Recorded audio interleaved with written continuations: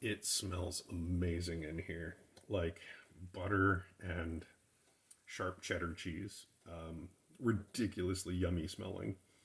I'm not really super thrilled about how um, the potatoes didn't seem to actually fry as much as I wanted them to in the air fryer.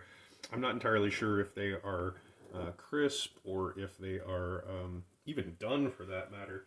So I'm going to go back to my knife in which I used to cut them, and I'm just going to go ahead and stab one of these guys. I don't really care if it looks pretty because they're just going to go in my mouth hole in a second here. So I'm just going to cut that. Oh, they're still crisp. Like, they are hard on the inside. So obviously that's not the best way to cook them. You throw them in the air fryer for 15 minutes and the cheese is going to brown, sure. The butter's definitely going to melt, but it did not cook them all the way through for 15 minutes.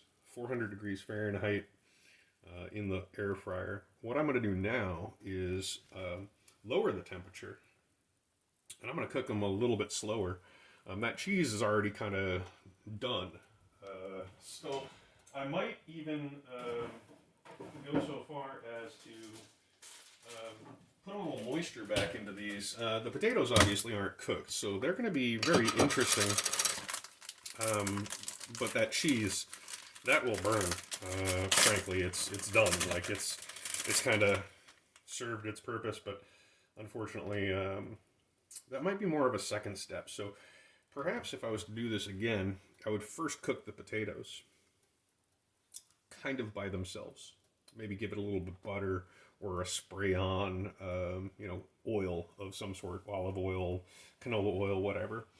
And then I would put the cheese into those folds.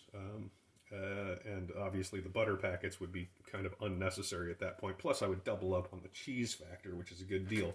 So doing it all at once in the air fryer, not the best option because, again, these are still raw. What I'm going to do now, like I said a second ago,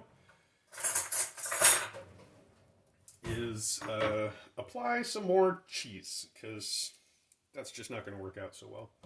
So what I'm doing is I'm grabbing 2 slices of cheese.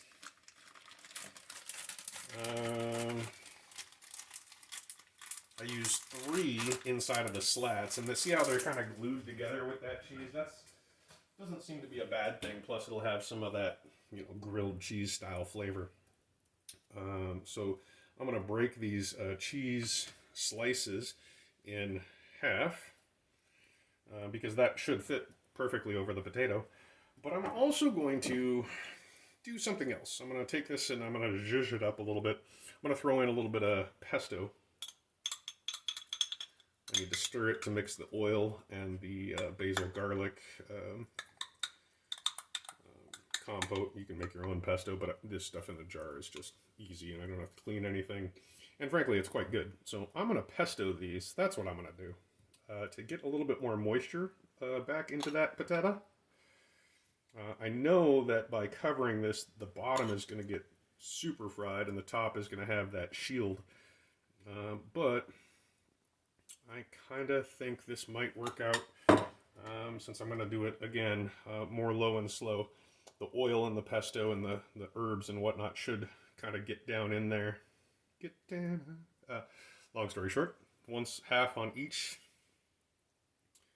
I'm going to put a bonus half. So basically 1 slice of cheese on each top of the potato. So I put 1 tablespoon of just, jarred rustic basil pesto, garlic, olive oil, and basil puree. I'm going to put it back in here. I'm going to lower the temperature down as low as it'll go, which is temperature. Scroll. 300 degrees. So I'm going to do these for 300 degrees. I'm going to give them another 15 minutes because I'm not super hungry. So I should see what happens here.